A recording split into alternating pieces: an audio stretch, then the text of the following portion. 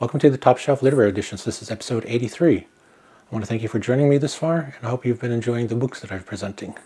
And I hope you've been patient of the rants that I've been giving of late.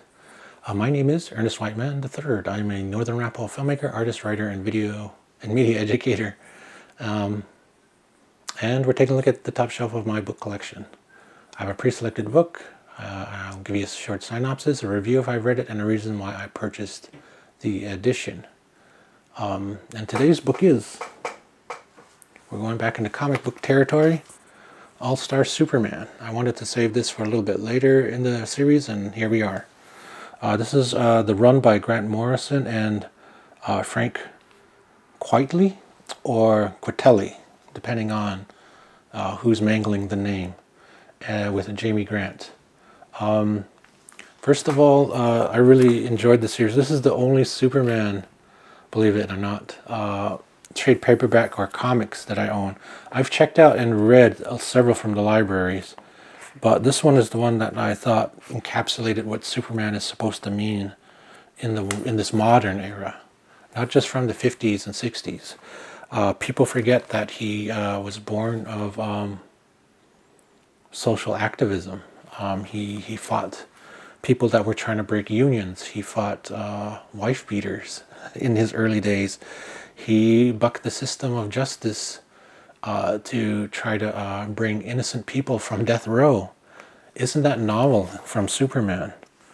But he's since become overpowered, and he's become sort of, rather than being a champion for good in America, he's sort of become this sort of icon of righteousness for the world, which is fine, but that means that our problems, I don't think that's a problem now that I think about it.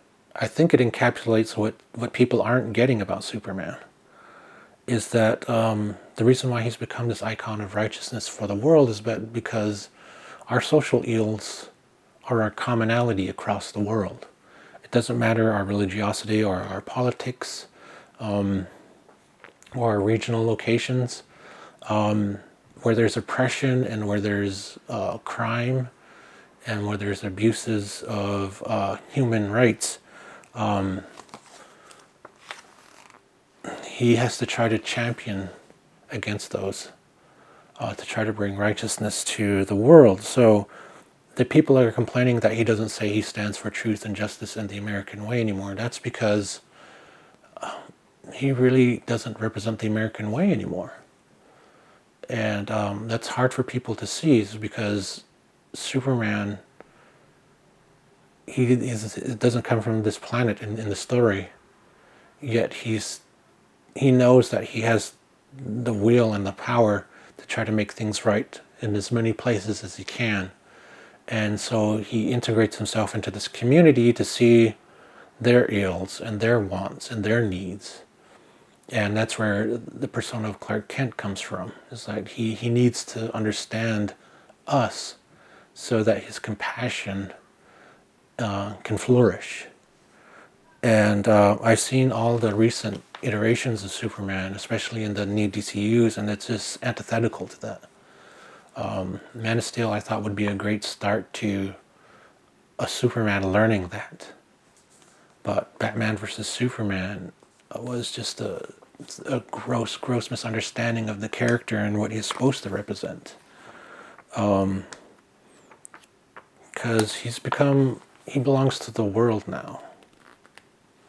And when people want to see themselves in that, he shouldn't be discouraging that.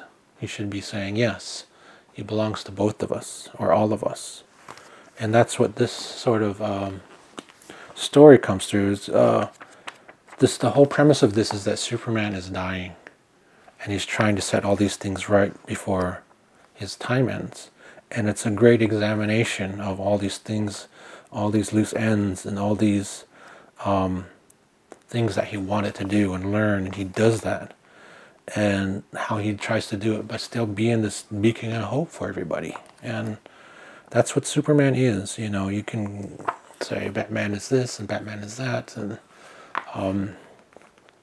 I always treasure Superman. Superman was the first superhero comic book movie I ever got into. I grew up liking Batman, loving Batman, because Batman was the first comic book movie I ever saw, thanks to my dad. But when Superman came in '78 and showed it this guy with all his powers couldn't do everything, that he was just like me, right? He can't get everything done. But the compassion and will to do right is what grounds him. And the art is great by Frank Quitely, or Quitelli. Please correct me. And it shows a very bulky, not cut, but bulky Superman. There's a weight to him. There's a weight to him that I haven't seen since Alex Ross painted him.